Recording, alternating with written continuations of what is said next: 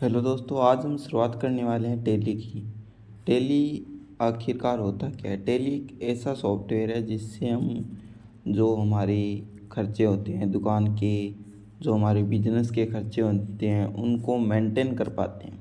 तो चलिए आज हम एडवांस ज़ीरो से एडवांस तक की टैली पूरी सीखेंगे। पूरी आपको टैली सिखाई जाएगी। सबसे पहले हम आज बेसिक ऑफ टैली सीखेंगे। टैली के बारे में जानकारी लेंगे कि क्या काम आता है, कितने वाउचर होते हैं, इस तरह से। सबसे पहले हम देखते हैं टैली होता क्या है। ये देखिए गणना, ये अकाउंटिंग, ये टैली कहा जाता है अकाउंटिंग को।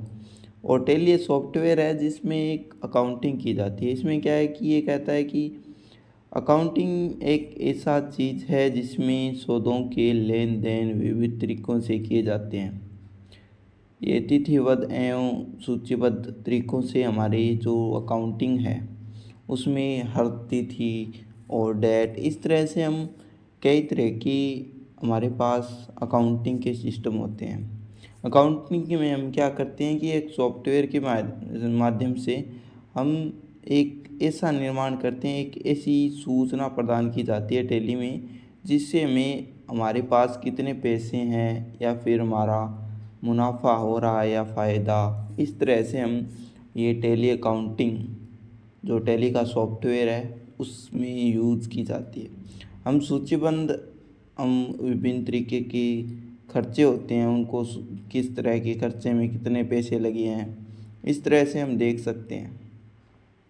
अब हम देखते हैं कि टैली तो ठीक है, आपने समझ लिया कि आपका अकाउंटिंग होता है क्या, इसमें सौदों के लेन देन और कई तरह की सूचनाओं को एकत्रित किया जाता है और कई तरह के अकाउंट होते हैं उनको मेंटेन किया जाता है। जैसे हम किसी कंपनी से कोई माल खरीदते हैं या किसी कंपनी से लेकर आगे बेचते हैं तो वो हमारा जो अकाउंट है वो उस कंपनी में चलेगा और हमने उनको कितने पैसे दिए या फिर वो हमसे बाकी है, ये सभी अकाउंटिंग के अंदर लाया जाता है। उसमें हमारे खाते में ये ऑटोमेटिक पता चल जाएगा कि कितने पैसे हम मांग रहे हैं या फिर वो हमसे मांग रहे हैं, इस तरह से। और हम और कितनी सेल कर चुके हैं, हमने कितने प्रोडक्ट लिए हैं, कौन सी तारीख को लिए हैं, ये सब अकाउंटिंग के अंदर आ जाता है। अब हम देखते हैं कि अकाउंटिंग में कितने प्रकार की एंट्री होती है। ये देखिए डबल एंट्री पद्धति का अर्थ और एक सेकंड एंट्री भी, सॉरी फर्स्ट तरीके की एंट्री भी होती है। इसमें दो तरीके की एंट्री होती है, जिसमें एक तो फर्स्ट तरीके से जिसमें क्रेडिट ओनली, जो डेबिट या क्रेडिट जिससे हमने सामान दिया है या फिर लिया है, उस तरह से हम एक तरीके की एंट्री करते हैं। और डबल में क्या होता है कि आप अगर क्रेडिटर हो तो आपका क्रेडिटर और डेबिटर हो तो आपका डेबिटर, दोनों तरीके के ऑप्शन आपको मिले हुए दिखाई देंगे। डबल एंट्री पद्धति क्या है?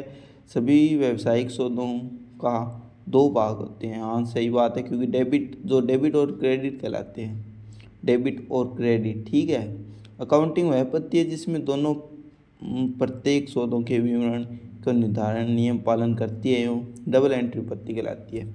इसमें क्या है कि दो तरीके से आप अगर पैसे किसी को दे रहे हो तो आप डेबिटर हो, सॉरी वो उसके पास डेबिट होंगे और आपके पास से क्रेडिट हो रहे हैं क्योंकि आपके खाते से जा रहे हैं।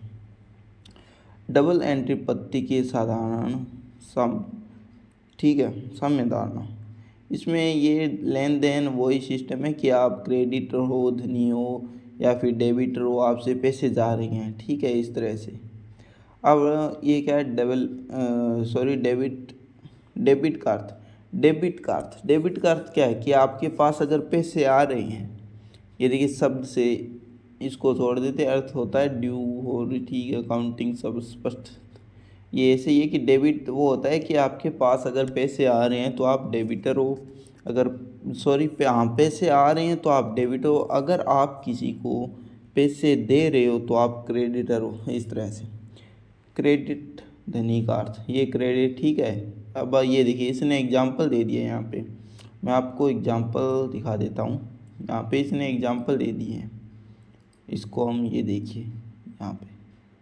अब इसमें क्या कह रहा है कि राज राज एवं कंपनी, ठीक है, उसने इतने रुपए 20,000 रुपये नगद राशि प्रिया को भुगतान किया है। ठीक है, उपरोक्त उदाहरण में राज एवं कंपनी भुगतान कर रही है, सही बात है, ये भुगतान कर रही है। तो इसमें क्या है कि ये जो कंपनी भुगतान कर रही है तो ये हमारी क्रेडिटर खाते के रूप में जाना जाएगा, क्योंकि कंपनी से पैसे जा रहे हैं और जो प्रिया है धनराशि प्राप्त कर रही है। ठीक है, तो वह डेबिट अकाउंटिंग कहलाएगी। ठीक है, ये डेबिटर होगी प्रिया, क्योंकि प्रिया के खाते में आ रहे हैं और कंपनी के खाते से जा रहे हैं। ये मैंने आपको कई बार बता दिया और ये एग्जाम्पल के तौर पर और बता दिया। ये देखिए इसने सेकंड एग्जाम्पल दिया है, इसने सेकंड एग्जाम्पल वैसे दिया। इस एग्जाम्पल में क्या है कि हम इसको थोड़ा सा सही कर लेते हैं। ठीक है, यहाँ तक कर लिया। ठीक है, अब प्रिया नगद राशि राज कंपनी को वापस लौटा रही है। तो इसमें अब क्या होगा कि प्रिया तो हमारी कंपनी प्राप्त कर रही है, तो कंपनी तो हमारी डेबिटर हो जाएगी और प्रिया क्रेडिटर हो जाएगी। इस तरह से हम देख सकते हैं। इस तरह ये उदाहरण हमें दिया है। अकाउंटिंग खाता, अकाउंट खाता ये अकाउंट के टाइप के बारे में बता रहा है कि अकाउंट के कितने टाइप होते हैं। ये अकाउंट के टाइपिंग, इसमें 3 टाइप बताए गए हैं जो आप देख सकते हो इस तरह से। ये 3 टाइप है। इसमें पहला क्या है, पहला टाइप ये है कि देखिए पहला टाइप इसमें पर्सनल अकाउंट।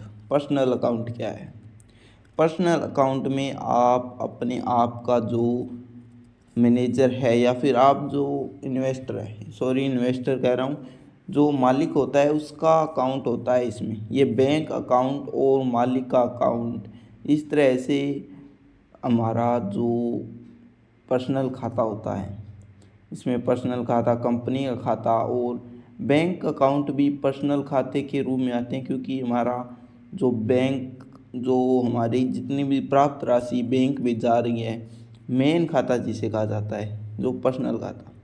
रियल खाता इसमें क्या है कि कैश, बिलिंग और गुडविल। ये देखिए इसमें क्या है कि गुड्स विल, इसमें हमारे सभी प्रकार के एसेट्स, जो सामान बेच रहे हैं, कैश आ रहा है, उस तरह से इसको पर्सनल खाता कहा जाता है। जो रियल खाता, जिसमें हमारे में जो बिजनेस है उसके सभी प्रकार के खातों का लेन देन दिखाया जाता है। जैसे किसी का अकाउंट हमारे पास है, जैसे मान लीजिए एग्जाम्पल के लिए मैं कह रहा हूँ कि मुकेश कुमार का कोई अकाउंट है, तो वो रियल खाते के अंदर आएगा। अब हम देखें कि ये देखिए नॉमिनल अकाउंट, इसमें क्या होता है, इसमें होता है कि हमारा जो एक्सपेंसेस है, एक्सपेंसेस मतलब आपको बताता हूँ कि एक्सपेंसेस का मतलब होता है कि हमारा जो भी खाते जो भी हमारी कंपनी के अंदर किसी प्रकार का एक्सपेंस हो रहा है, एक्सपेंस मतलब खर्चे हो रहे हैं। खर्चे इस तरह से कि आप चाय मंगा रहे हो तो चाय के खर्चे, और कंपनी में और भी कोई सामान आता है तो उस तरह के खर्चे। जैसे आपने ट्रांसपोर्ट में किसी वाहन, किसी साधन को लिया और उससे आप कहीं पर पहुंचा रहे हैं सामान, तो वो आपके एक्सपेंसेस में आएंगे। ठीक है, आपका एक्सपेंस हो रहा है, खर्चा हो रहा है। अब लेजर क्या होता है, लेजर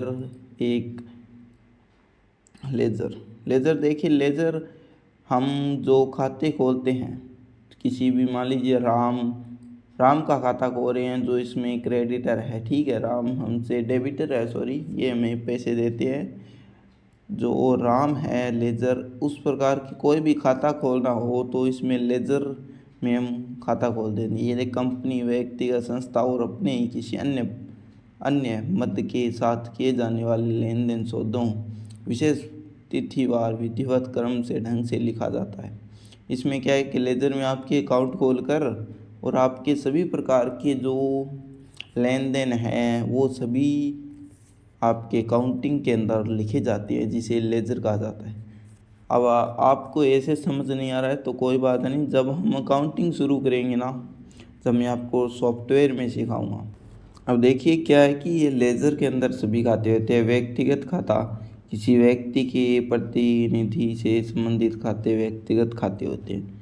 हमारे जो भी उस कंपनी से रिलेटेड खाते हैं। जैसे हमने कंपनी से सामान खरीदते हैं और या किसी भी तरह का कोई प्रोडक्ट खरीदते हैं, तो वो कंपनी अगर उधार है, केस है, तो हमारा ज़्यादातर नहीं रखते हैं। अगर उधार लेते हैं तो वो हमारा खाता खोल देते हैं, तो व्यक्तिगत खातों के अंदर वो हमारे आ जाते हैं। वास्तविक खाते, वास्तविक खाते कौन से हैं? जो फर्नीचर के, ये देखिए यहाँ पे फर्नीचर इत्यादि के खाते, बिल्डिंग, हम जो हमारी परमानेंटली फिक्स्ड एसेट होते हैं, जैसे कंपनी, जैसे भूमि हुई, फर्नीचर खरीदते हैं, उस तरह से केस, ये देखिए ये सभी प्रकार के खाते वह वास्तविक खातों के रूप में आते हैं। मैं आपको बाद में और बता दूंगा जब हम अकाउंटिंग स्टार्ट करेंगे। क्या है कि आप, अगर आप अभी यहाँ से, मैंने जैसे आपको कह दिया कि हम अकाउंटिंग स्टार्ट करेंगे तभी आपको और पता चलेगा। इसका मतलब ये नहीं है कि आप अभी इनको छोड़कर चला जाएं।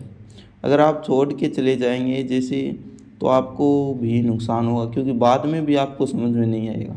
अगर आप एक बार यहाँ से समझेंगे और दोबारा फिर वही बात बताऊँगा ना, तो आपको साथ साथ समझ में आ जाएगा। लेकिन आप अगर इन्हें थोड़ा बहुत लिखना चाहें तो लिख लीजिए, वरना मैं आपको PDF ये दे दूँगा आपको, ठीक है। इस तरह से नाम मात्र के खाते, ये ऐसे ही है, हम सुनिए, ये ऐसे ही है। मैं आपको इम्पोर्टेंट चीज़ है वो बता देता हूँ। ये देखिए ये इम्पोर्टेंट चीज़ है हमारी। इसमें क्या है कि अकाउंटिंग के नियम, अकाउंटिंग के कुछ नियम होते हैं, क्योंकि नियम सभी चीज़ के होते हैं, तो अकाउंटिंग के भी बेसिकली नियम होंगे ही। इसमें क्या होता है कि जो खाता, ये देखिए हम पढ़ के बता देता हूँ आपको। इसमें जो आता है, ठीक है, हमारे पास किसी भी प्रकार की अमाउंट आती है, वह डेबिट तथा जो जाता है वह क्रेडिट के रूप में आता है। ये सही बात है कि जो हमारे पास पैसे आएगा वो हमारे पास डेबिट के रूप में होंगे, क्योंकि हमें डेबिट हुए हमारे खाते में। और जब हम किसी को भुगतान करते हैं तो वो क्रेडिट के रूप में हमारे से जाएंगे, ठीक है। प्राप्तकर्ता डेबिट होता है, हमें प्राप्त हुए तो डेबिट, वरना क्रेडिट। सभी खर्चे हानियाँ डेबिट तथा क्रेडिट। ये लाभ, ये इस तरह से सभी डेबिट और क्रेडिट के रूप में लिखी जाती है। डायरेक्ट एक्सपेंसेस, प्रत्यक्ष खर्चे, ये देखिए ये क्या है कि ऐसे सभी माल के उत्पाद के दौरान जो हम माल उत्पाद करते हैं और जो भी हमारे जो खर्चे लगते हैं माल उत्पादन में, जैसे हम किसी मशीन का काम हमारे पास स्टार्ट है तो हम उसको बनाने में लगे हैं, तो हम जितना भी पैसा लगाएंगे उस पर, जैसे कोई पार्ट खरीदना है उसका, उस प्रकार के खाते आपके प्रत्यक्ष खर्चों के रूप में आएंगे।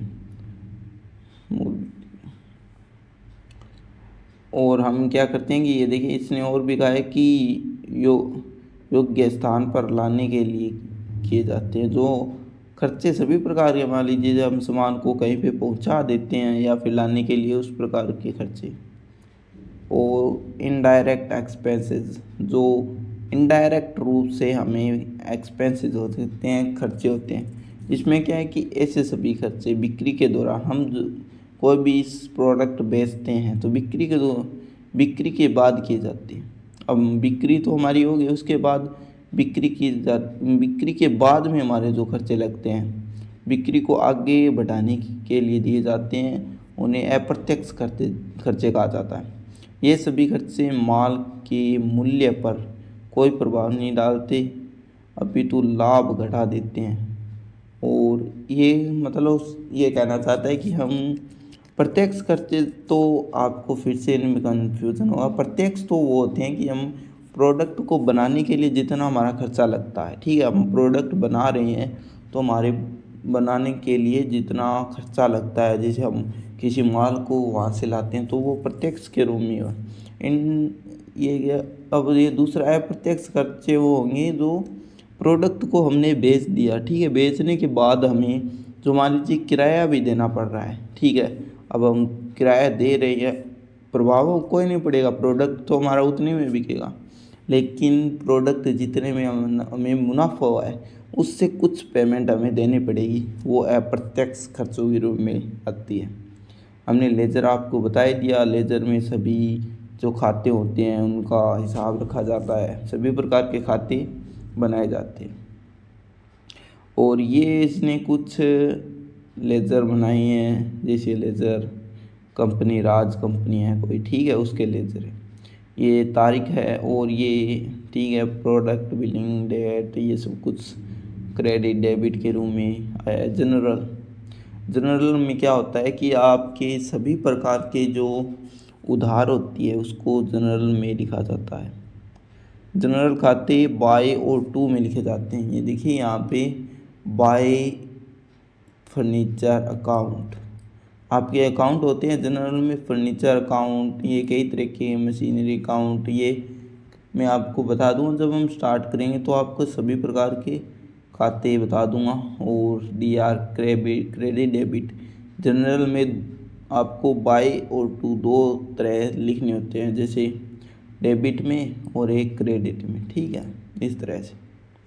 डे बुक क्या होता है? डे बुक वो होता है जो हमें पर डे जितना हमारा पैसा आया है गया है उसका हिसाब जहाँ पर हमें देखने को मिलता है, डे बुक कहा जाता है। डे बुक में डेली चेक करने की आवश्यकता होती है, क्योंकि डे बुक से हमें पता चलता है कि आज हमारी कंपनी में कितना फ़ायदा हुआ है या फिर कितना नुकसान हुआ है। इस तरह से डे बुक में जो सौदे होते हैं उसका ब्यौरा रखा जाता है, ठीक है।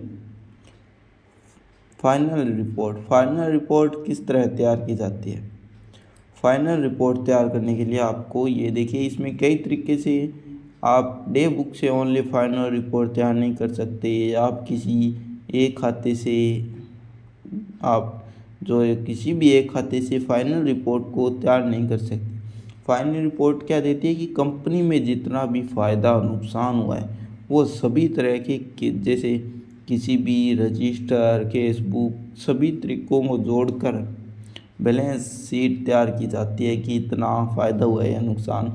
इसमें इस तरह के ये देखिए बैलेंस शीट, ट्रेडिंग एवं ये इस तरह से अकाउंटिंग लॉस, ठीक है। प्रॉफिट एंड लॉस ये हमें आपको टैली में देखने को मिलेगा। Sales register, purchase accounting, receivable, ठीक है, इस तरह से केस बुक, इस तरह से हमें कई तरह के आपको पता चलेंगे कि अकाउंटिंग में फाइनल रिपोर्ट कैसे तैयार की जाती है। ये बैंक आ गया और ये स्टॉक समरी, कई तरीक़ों से हमें पता चलता है, क्योंकि फाइनल रिपोर्ट के लिए हमें कंपनी की जितनी भी फाइलें होती है जिनमें हमने हिसाब लिखा है वो सभी यूज़ की जाती है फाइनल रिपोर्ट तैयार करने के लिए। ये बैलेंस शीट क्या होता है? बैलेंस शीट एक विवरण होता है जिसके माध्यम से व्यक्तिगत व्यापारिक संस्था की किसी दिनांक विशेष तिथि, ये सब 8 दिनांक 8 वह दिन होता है जब अकाउंटिंग तैयार की जाती है, ठीक है। ये दूसरे हम बैलेंस शीट आपको जो बैलेंस किया जाता है, आपके जितना भी पैसा है उसको बैलेंस शीट में लिखा जाता है, क्योंकि 10 बैलेंस शीट 8 दिनों के बाद तैयार की जाती है। आपका कितना डेबिट हुआ है, कितना क्रेडिट हुआ है, उन दोनों को मिलाया जाता है। इस तरह से बैलेंस शीट तैयार की जाती है। व्यापारिक खाते, व्यापार में जो हमारे खाते लगाए जाते हैं आमतौर पर 1 वर्ष, ठीक है, इस तरह की उनकी अवधि।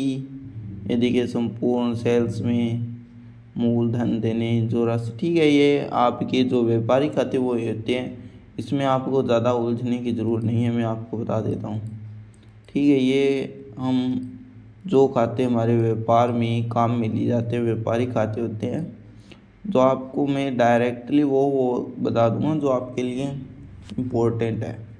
लाभ हानि हमें कितना फ़ायदा हुआ है, कितना नुकसान हुआ है, वो सभी लाभ हानि में आ जाते हैं। वैसे आप चाहें तो इस पूरे को पढ़ सकते हैं, पर इतनी इसकी ज़रूरत नहीं है। आप ऐसे ही आपको लाभ हानि तो वैसे ही सभी को पता ही होता है।